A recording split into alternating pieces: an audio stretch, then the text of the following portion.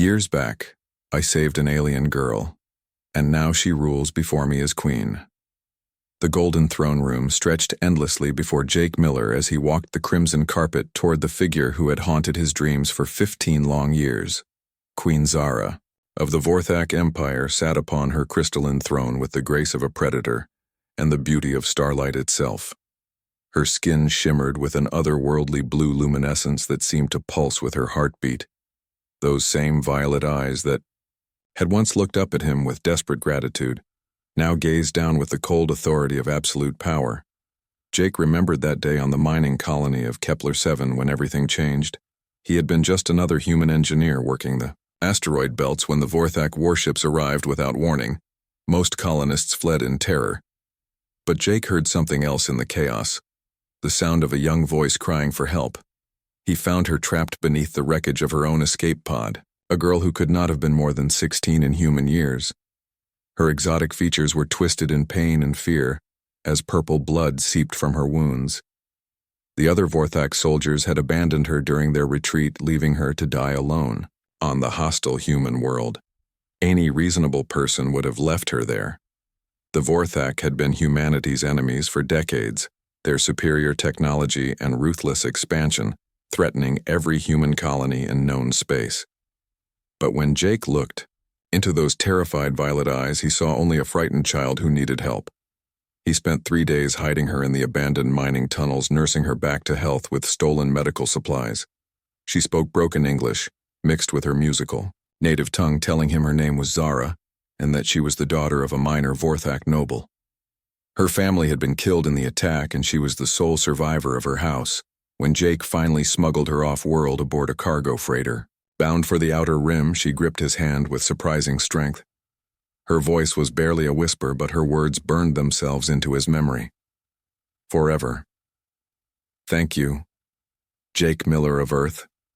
I will never forget your kindness.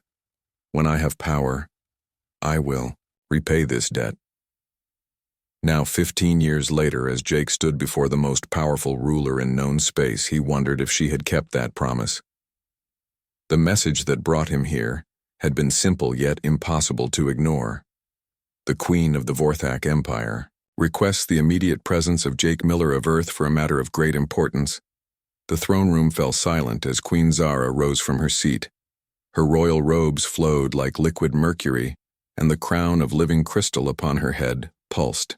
With inner light, she had grown into a woman of breathtaking beauty and terrible power. Her empire now stretched across half the galaxy, consuming human colonies like a cosmic wildfire.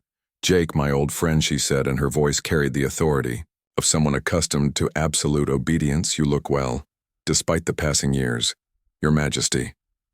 Jake replied with a careful bow, unsure of protocol when facing the woman who had once bled in his arms. The Queen descended the steps of her throne, with fluid grace that reminded Jake of a hunting cat. Each step brought her closer, and with it the weight of 15 years of unanswered questions. Why had she summoned him? Why now, when humanity teetered on the brink of extinction? Do you know why? You are here, she asked, when only a few feet separated them. I have wondered about that for 3 days, Jake admitted, since your message reached Earth.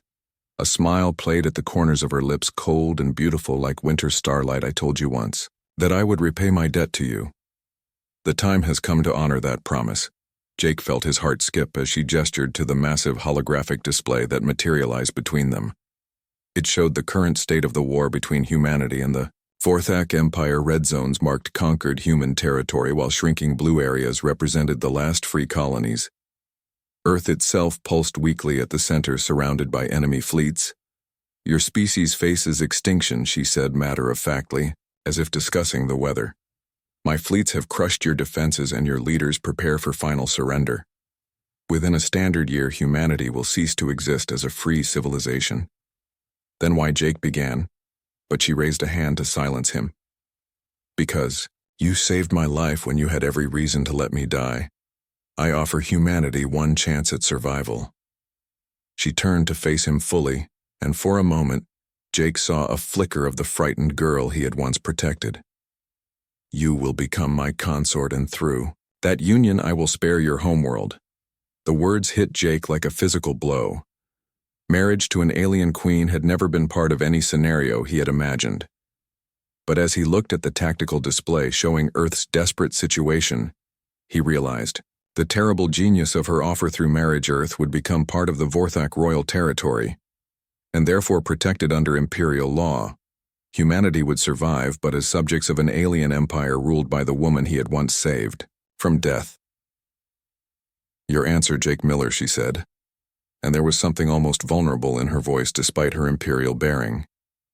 Jake stared into those violet eyes that had once looked at him with such gratitude and fear. Now they held the power to save or damn his entire species. The girl he had rescued had indeed grown powerful enough to repay her debt, but the price of that repayment would reshape the destiny of two civilizations.